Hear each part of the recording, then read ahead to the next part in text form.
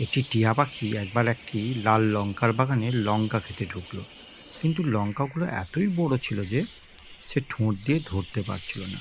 তখন সে তার বন্ধু কাঠঠোকরাকে তাকে সাহায্য করতে বলল।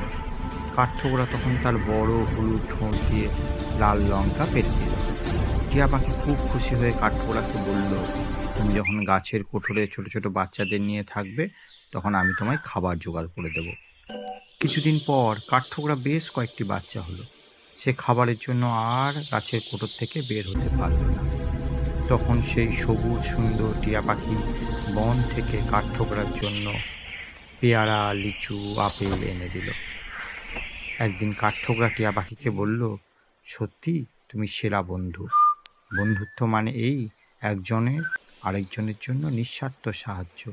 এরকম মজার মজার ভিডিও দেখতে আমাদের চ্যানেলকে লাইক ও সাবস্ক্রাইব করো।